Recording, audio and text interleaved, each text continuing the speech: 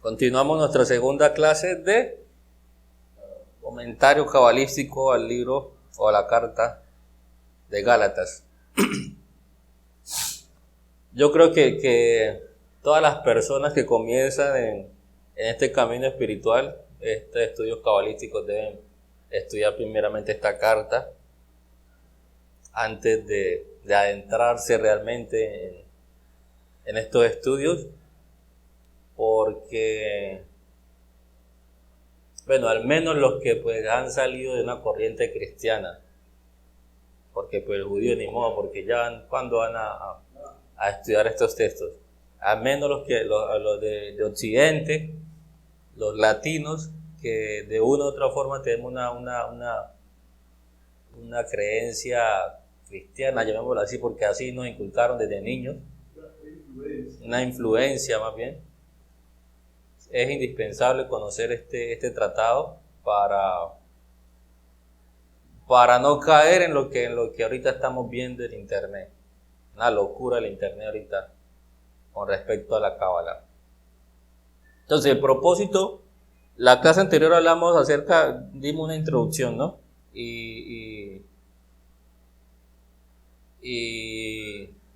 vamos a repetirla como para que tengamos siempre contexto porque es fundamental. Entonces, dice en pocas palabras, para resumir, que Yeshua es un código para hablar de un ser que tiene Nefesh, Ruach y Neshama. Y por eso se dice que Jesús salva, que Yeshua salva, porque Yeshua, cuando tenemos Nefesh, Ruach y Neshama, automáticamente llegamos a la era mesiánica, estamos en la redención y ya no estamos más en el exilio, porque ya tenemos las tres partes. Entonces, por eso el nombre de Yeshua, salvación. Cuando somos Yeshua estamos salvos. ¿Salvos de qué? Del exilio, de la muerte. Eso básicamente. Eso es ser salvos de nuestros deseos egoístas. Porque ya no andamos solamente en el Nefesh, sino con la conciencia superior. Y ahí viene el decir que Yeshua es el rey de Israel o el rey de los judíos. ¿Por qué? Porque vivimos bajo la conciencia superior para influenciar nuestras emociones y que nuestras acciones sean acordes a esa conciencia superior y no una conciencia animal. Entonces, el propósito fundamental de esta carta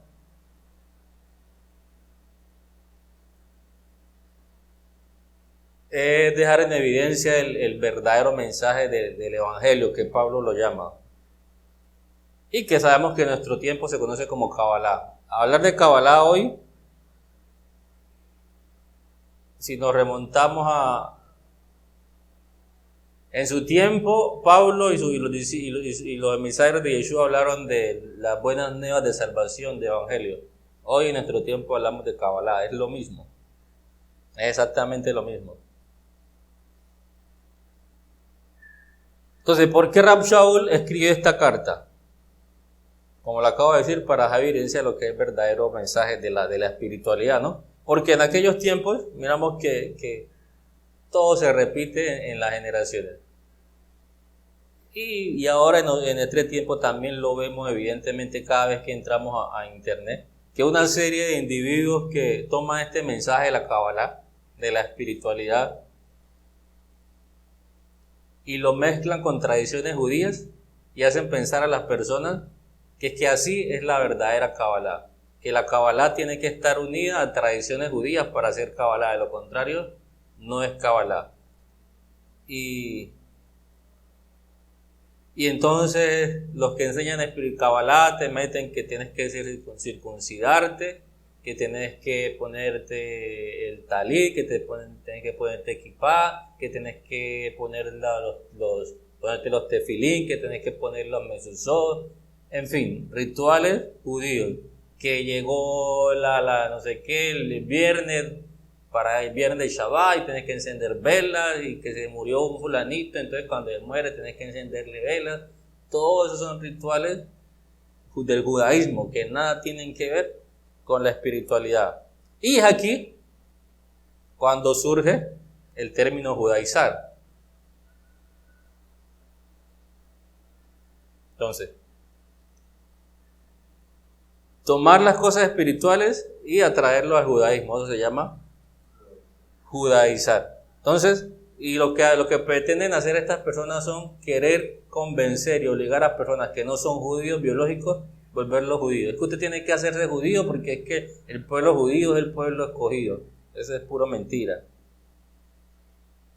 Y entonces, y el serse judío es circuncidarse, porque así ya se hace judío. Entonces la mujer, ¿cómo se hace judía? Esa es la pregunta. Y entonces quieren hacer la circuncisión basado en sus interpretaciones legalistas, literales y tradiciones rabínicas de lo que ellos consideran lo que es Torah. La clase anterior citamos el pasaje de Pedro, de Pedro, sí, Kefas, que habla acerca de que Rab Shaul habla cosas que los indoctos, los no iniciados la utilizan para su propia destrucción. Los no instruidos. Y precisamente esos son los no instruidos. Son aquellos que toman cosas de la espiritualidad y la utilizan para llevar a la gente al judaísmo, judaizante. El Zohar es un libro sagrado como lo es cualquier libro sagrado, cualquier cultura, pero que también encierra en sí mismo mucha tradición judía. Entonces, ¿qué hacen estos judaizantes? Toman las partes que les conviene para judaizar y las otras partes que son claras, que hablan acerca de la espiritualidad, las dejan a un lado porque no les conviene. Les conviene seguir trayendo adeptos a sus corrientes. Entonces estos son los famosos los no iniciados, que toman la espiritualidad no iniciados en el sentido de que no es que no conozcan de Torah y cosas, no iniciados en el verdadero evangelio, en la Kabbalah. Toman cositas para traer a la gente a su rebaño, a su redil. Entonces la clase anterior hablamos de una cita del Talmud que los rabinos ponen por encima de la misma espiritualidad sus tradiciones y sus costumbres. Eso en el mundo judío, ponen sus costumbres rabínicas por encima de la espiritualidad. Y en el mundo occidental tampoco es la excepción. No, toma los mandamientos de los pastores y los líderes de turno como si fuese la palabra de Dios mismo. Hey, y vaya contradiga al pastor. Si contradice al pastor, entonces está contradiciendo al Eterno. Y Rab Shaul dice que ese tipo de personas son falsos. Dice unas cosas bien fuertes. Son falsos maestros. Ya que pretenden convencer que el evangelio, para ser perfecto, debe practicar las costumbres propias del judaísmo, lo que acabamos de hablar. La espiritualidad es perfecta cuando trabajamos en el otorgamiento y en el amor, punto. Ahí no cabe otra cosa. Ahora, el judío que quiere practicar sus tradiciones, bendito, y sus costumbres, sus tradiciones, es como el de otra cultura va a practicar sus tradiciones, eso es su tradición. Pero la espiritualidad no tiene que ver con tradición de ninguna índole. Más bien, el espiritual toma lo mejor de cada cultura y lo aplica para su crecimiento. Y termina diciendo Rab Shaul de estas personas que sean malditos para siempre. Una expresión bastante fuerte, y lo repite varias veces, que sean malditos. Entonces el propósito de esta carta, dejar en evidencia el verdadero mensaje de la Kabbalah, que nada tiene que ver con tradiciones rabínicas y mucho menos judías. La Kabbalah no es judía. La espiritualidad, alguien me preguntó algo, vamos a hablar de la espiritualidad. Entonces la espiritualidad en el pueblo judío se le llama Kabbalah. La espiritualidad en el pueblo hindú se le llama el hinduismo. La espiritualidad en el oriente se llama el gnosticismo. La Kabbalah en diferentes culturas así toma un nombre, pero el énfasis es la espiritualidad, que los hombres han tomado esa espiritualidad y textos sagrados para convertirlos en religión. Ahora, ya comienza el capítulo 1, ahí vamos bien.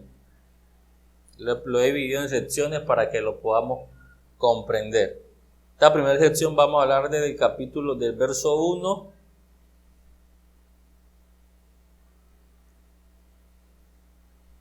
al verso, creo que es el verso 6. Al verso 6, sí. Al verso 5.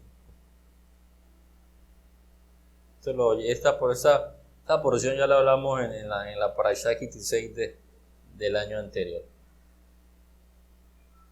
Entonces, esta sección, la primera que comienza el capítulo 1, desde el verso 1 al 5.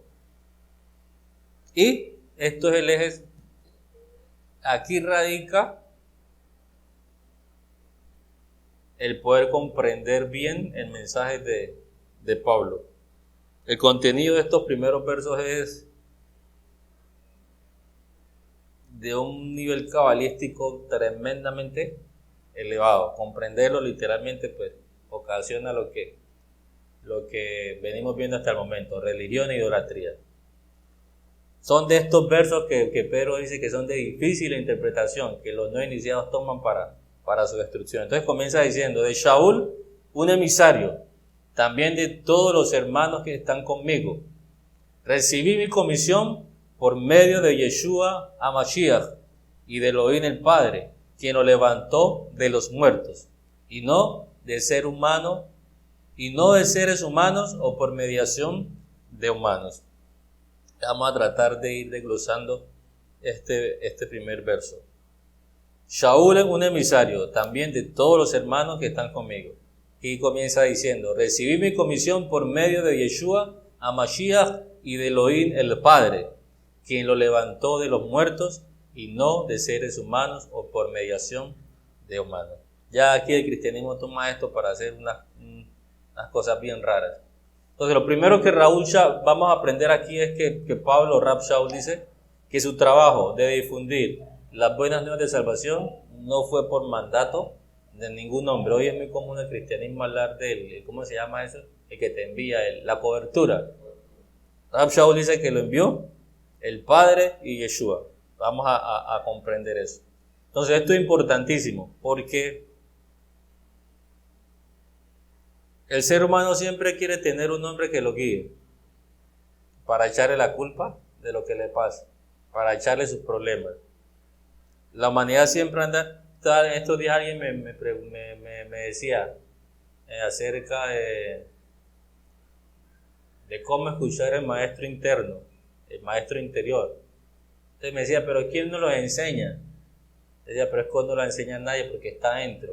En el cristianismo le llamamos la vocecita del Espíritu Santo que hablaba.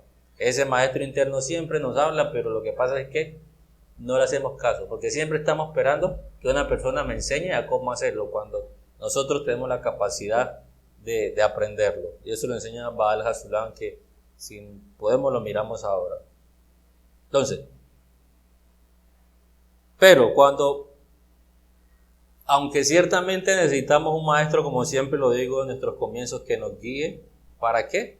Eso es lo que hace un verdadero maestro, despertar ese maestro íntimo que tenemos cada uno de nosotros. Un maestro no está para amamantar a las ovejas o a los discípulos y eslecharlos y aprovecharse de que tiene un nivel, llamémoslo así, superior que los discípulos, y entonces para sacarle la lana, como hoy miramos que es muy, muy común. Un verdadero maestro lo que va a hacer es darle la herramienta a la persona para que despierte ese maestro íntimo interno, el maestro de luz, y pueda resplandecer también. Ese es un verdadero maestro.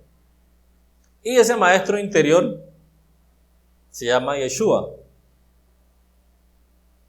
Y es por eso que el Evangelio dice que no llamen maestro a nadie, porque maestro es uno, para referirse a Yeshua, que es la luz de la vida que mora en cada uno de nosotros. Entonces, ¿qué es Yeshua? Lo aprendimos en la introducción. Es conquistar las tres partes, Nefer, Ruach y Neshama. Ese es nuestro maestro interior, Yeshua, formado por nuestro Nefer, Ruach y Neshama. Y es el que nos enseña. Porque cuando nos conectamos Nefer, Ruach y Neshama, automáticamente estamos conectando todos los mundos de la creación. Estamos unificando todos los mundos. Y como estamos unificando todos los mundos, recibimos información de todos los mundos. Entonces, aprendemos a conectarnos con el todo y despertar esas luces que están en cada uno de nosotros.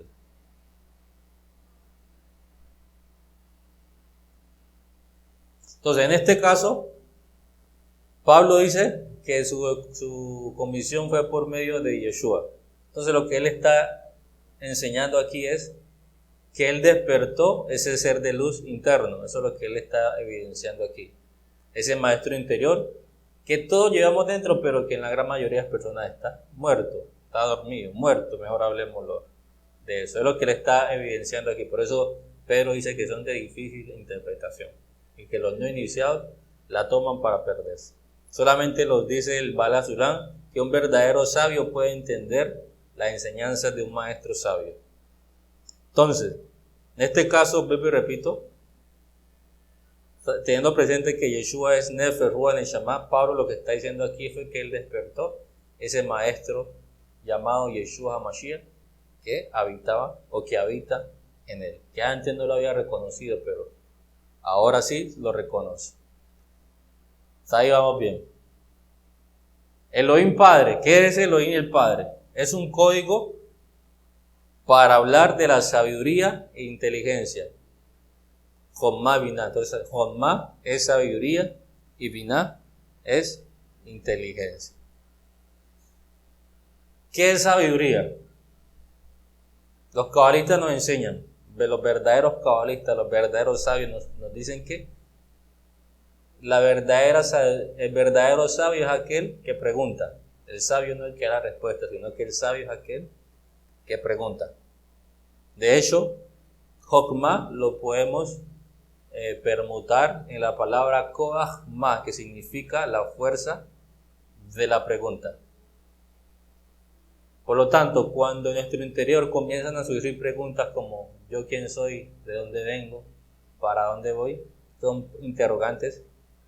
Esa es la evidencia que nuestro maestro interior, que nuestro ser de luz ya quiere comenzar a despertar, ya quiere comenzar a resucitar. Eso es sabiduría, las preguntas, hacer las preguntas correctas y vamos a recibir las respuestas propias del universo, de Dios, del cosmos, como lo queramos llamar. ¿Y en qué radica la inteligencia? En tomar esa información que vamos a empezar a recibir, impregnar nuestras emociones y como lo dije al principio, y que nuestras acciones vayan fundamentadas de acuerdo a lo que estamos experimentando con esos interrogantes que ya no hemos hecho y comenzar a vivir para resucitar ese maestro interior que llevamos todos. Y es allí cuando Rab Shaul dice que Dios el Padre lo levantó de los muertos. Cuando comenzamos a vivir de acuerdo cuando comenzamos a caminar de acuerdo a interrogantes que tenemos, vamos a hallar respuestas y es necesario comenzar a vivir de acuerdo a esas respuestas que están llegando a nosotros para que resucite Yeshua. Entonces, una vez más debemos entender a Yeshua muerto,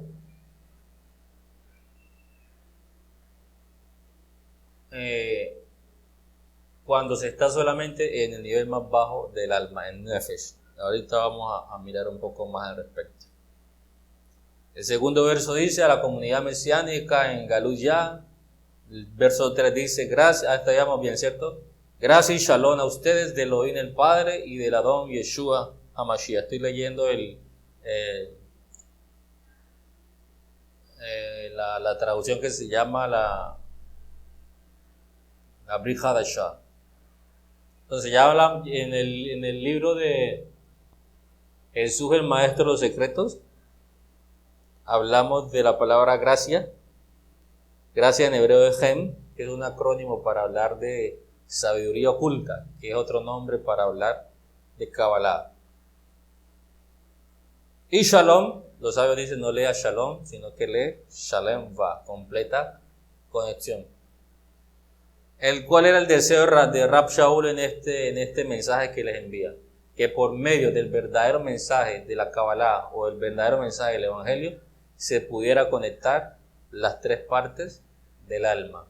Eso lo encontramos evidenciado en esos dos versos. Gracia y shalom.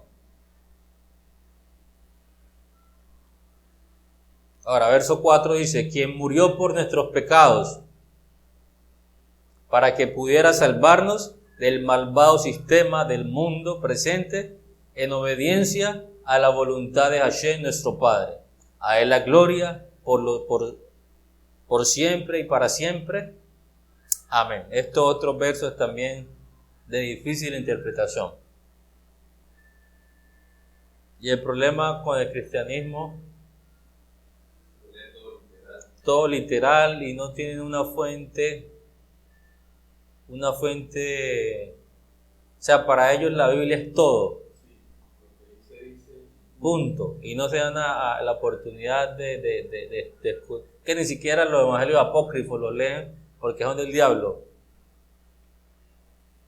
Pero si se dieran a la oportunidad de abrir un poquito sus mentes y dar la oportunidad de leer otros textos sagrados, se van a dar cuenta de lo que realmente quieren decir estos textos. En el Nuevo Testamento una mina de oro, pero el cristiano no sabe el oro que tiene allí.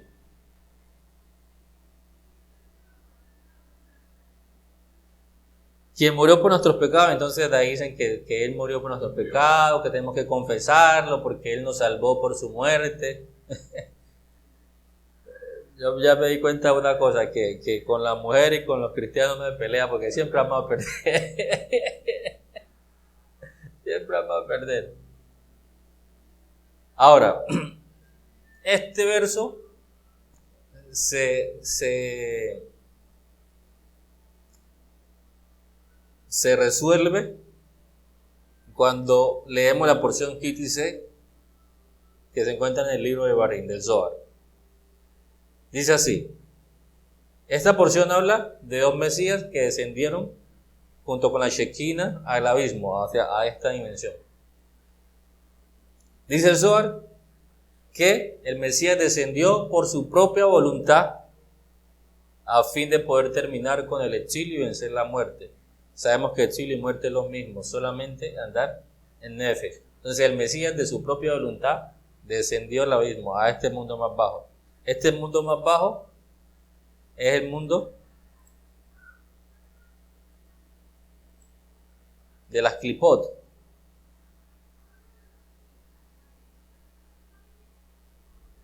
Continúa diciendo el Zohar: un Mesías llamado hijo de José, humilde y cabalgando en un asno.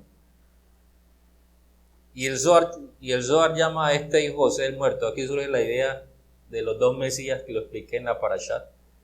Como el judío no supo explicar estos asuntos, entonces inventaron que eran dos eras mesiánicas. Una era el Mesías sufriente y una era el Mesías reinante, en cuanto a un hombre se refiere y tiempos cronológicos. Cada vez que surgía un hombre sabio en Israel, lo miraban y decía: este posiblemente puede ser Ben David. Pero si le pasaba algo, entonces no, este no es Ben David, este es Ben Yosef, porque el sufriente, el muerto. Eso lo expliqué en la Parashat, y esto tiene que ver, dos eras del Mesías ciertamente, pero en cada uno de nosotros. Entonces un Mesías llamado el muerto, que cabalgando en un asno, y otro Mesías llamado el primogénito, el hijo de David. Entonces aquí hay otro concepto que es Mesías. Yeshua HaMashiach literalmente lo podemos traducir como el alma que salva. Eso es Yeshua HaMashiach. ¿Y cuál es el alma que salva? El Nefesh, el Ruach y la Neshama. Ese es el alma que salva. Entonces ya miramos que no se trata de un ser que vino a salvar la humanidad, sino que ciertamente hay un ser que habita en toda la humanidad y que está en la capacidad de salvarlo. Pero ¿cuándo lo va a salvar? Cuando comience a despertar su conciencia y comience a rectificarse y comience a recibir todas sus partes. ¿Por qué está muerto? Aquí está la clave que ahorita lo vamos a mirar más adelante. Porque ese muerto está cabalgando en un asno. Tiene mucho que ver con el judaizar. El judío judaiza, el cristiano cristianiza. Igual las de condiciones. Entonces, cada quien alcanza su salvación cuando así lo determina.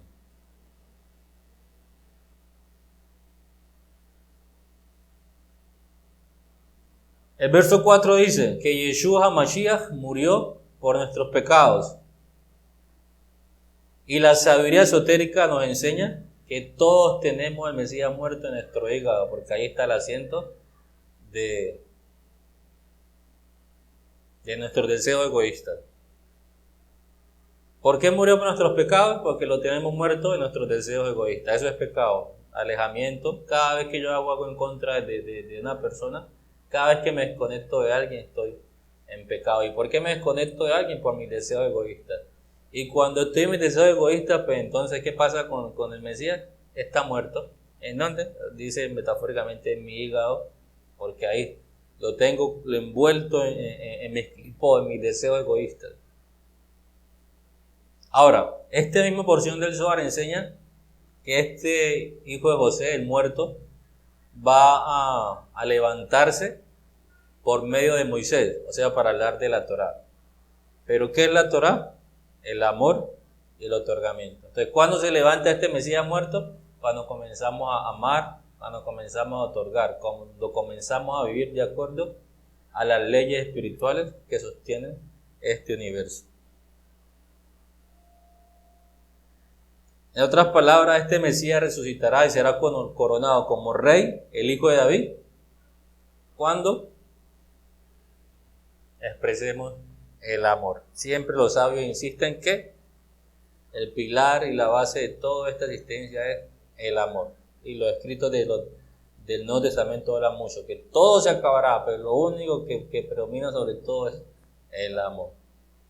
Entonces, cuando la gente se conecte en amor, ese Mesías va a resucitar. Están esperando al Mesías y ¿cuándo les va a llegar? Si no lo resucitamos de entre nosotros. Ahora, para aclarar un poco más esta idea, el Ari nos enseña que el aliento que Hashem sopló en la nariz del hombre está presente en el Nefesh, Ruach y Neshama. Y ese aliento no dice el Ari porque el Ari no lo habla literalmente, pero está codificado. Ese aliento, ese soplo de vida se llama Yeshua HaMashiach. Está presente en el Nefesh, está presente en el Ruach y está presente en la Neshama. Pero cuando estamos solamente en Nefesh, está muerto. Para que Yeshua esté vivo, glorificado como rey, necesita las tres partes del alma. El malvado sistema de este mundo, ¿cuál es? El exilio y la muerte. Y la cual termina cuando Yeshua es rey, coronado como rey. Y lo curioso y lo tremendo es que todas las religiones, el judaísmo, el cristianismo, el islamismo, budismo, todo lo que sea religión, promueven el exilio y la muerte. Lo único que nos acerca a la vida es la auténtica espiritualidad, que Rav Shaul dice que es el verdadero evangelio. Quien enseñe que otra cosa contraria al verdadero evangelio, que sea anatema, que sea maldito para siempre. ¿Cuánto tiempo va a ir grabando? Vemos allí, la próxima clase continuamos con la segunda sección. Entonces, hasta allí todo claro, ¿cierto? Entonces, miramos la profundidad que tiene estos textos, sobre todo esta carta de Gálatas. Gálatas, Hebreos son dos cartas supremamente poderosas que hay que comprenderlas muy bien. Por eso el nombre, Galut Ya, el exilio, del nombre del Creador. Entonces dejamos allí, la próxima clase continuamos con la segunda sección del primer capítulo. Ok, Shalom.